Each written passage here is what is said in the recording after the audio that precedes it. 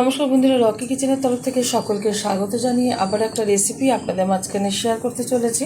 সেটা হচ্ছে আলু আর বড়ি দিয়ে শালপিয়া মাছের ঝোল। তাহলে চলুন দেখে নেওয়া যাক আজকের রেসিপি। ওখানে একটা কড়াই বসিয়ে তাতে দিয়ে দিয়েছি বেশ কিছুটা পরিমাণে সাদা তেল। তেলটা গরম হয়ে যাওয়ার পর দিয়ে দিয়েছি খুব সামান্য পরিমাণে হলুদ গুঁড়ো, আর আগে থেকে শালপিয়া মাছগুলো ভালো করে দিয়ে পরিষ্কার করে নুন মাখিয়ে নিয়েছি। এবার আস্তে আস্তে করে আমি তেলের মধ্যে মাছগুলো ছেড়ে খুব ভালোভাবে ভেজে নেব। একটু লাল লাল করে ভাজবো। একদম টাটকা মাছ এবং বাজার থেকে নিয়ে এসে জলটাই ছিল, সেটা বাড়িতে এসে ভালো করে দিয়ে পরিষ্কার করে নিয়েছে। মাছগুলো কিন্তু সুন্দরভাবে উল্টো পিঠটা দেখছিল, সেটা ভাজা হয়ে গেছে। এই যে উল্টিয়ে দিয়েছি মাছগুলো, তো ভালোভাবে ভাজা হয়ে গেলে তুলে নেবো একটা পাত্রে। এখন কিন্তু মাছের জন্য একটা মশলা আমি শিলনোড়ায় বেটে নেবো। শিলনোড়ায় নিয়ে নিয়েছি কিছুটা পরিমাণে আদা, নিয়েছি কিছুটা পরিমাণে গোটা জিরে, নিয়েছি পোস্ত, কিছুটা গোলমরিচ। এবার জল দিয়ে খুব ভালোভাবে এটা বেটে নেব। মাছগুলো ভেজে তুলে নেওয়ার পর এই তেলে দিয়ে দিলাম কিছুটা পরিমাণে বড়ি। এটা কিন্তু হাতে দেওয়া বড়ি, বিউলির ডালে। এবার বড়িটা ভালোভাবে ভেজে তুলে নেবো একটা পাত্রে। বড়িগুলো ভেজে তুলে নেওয়ার পর আবারও কড়াইতে একটু তেল দিয়ে দিয়েছি। তেলটা গরম হয়ে গেছে, তেলের মধ্যে দিয়ে দিচ্ছি কিছুটা গোটা জিরে আর একটা তেজপাতা। এবার একটু ভালোভাবে ভেজে নেব। শীতের সময় কিন্তু এই বড়ি দিয়ে মাছের ঝোল খেতে ভীষণ ভালো লাগে, অনেকেই পছন্দ করে থাকে। যারা পছন্দ করে থাকে তারা অবশ্যই এই রেসিপিটা দেখে একবার দেখবেন। আশা করি ভালো লাগবে। ভালো লাগলে চ্যানেলটিকে সাবস্ক্রাইব করবেন, লাইক করবেন, শেয়ার করবেন।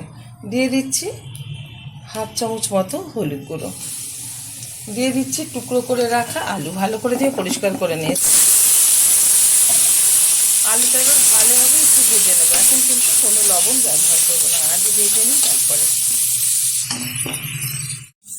খুব ভালোভাবে আলুটা ভেজে নিয়েছি। এখন দিয়ে দেবো এর মধ্যে বেটে রাখা মশলা, যেটা আমি শিলনোড়ায় দেখালাম যে মশলাটা।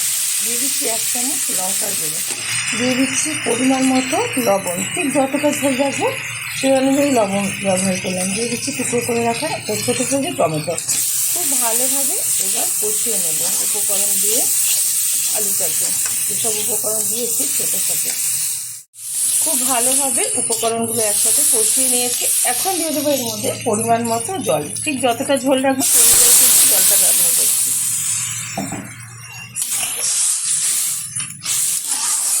এর থেকে যদি ভালো কালার আনতে চান আপনারা, তাহলে কিন্তু কাশ্মীরি লঙ্কার গুঁড়ো ব্যবহার করতে পারেন।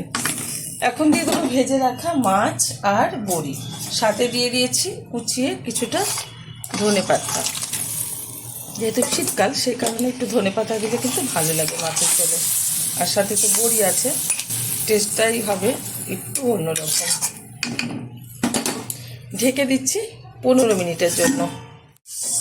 ঢাকনাটা তুলে দিচ্ছি।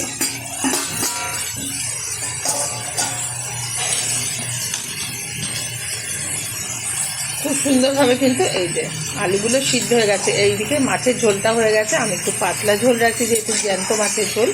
আপনারা যদি এর থেকে আরেকটু ঘনত্ব বাড়াতে চান আরেকটু কিন্তু ফুটিয়ে নিতে পারেন। আর এদিকে কিন্তু বড়িগুলো এই যে ফুলে বড় বড় হয়ে গেছে রস থেকে। নামিয়ে ঢেলে দিচ্ছি একটা পাত্রে। গরম গরম ভাতের সাথে সার্ভ করবো। আপনারা অবশ্যই ট্রাই করবেন। আশা করি আপনাদের ভীষণ ভালো লাগবে। দেখা হবে পরের ভিডিওতে নতুন কোনো রেসিপি নিয়ে। ধন্যবাদ।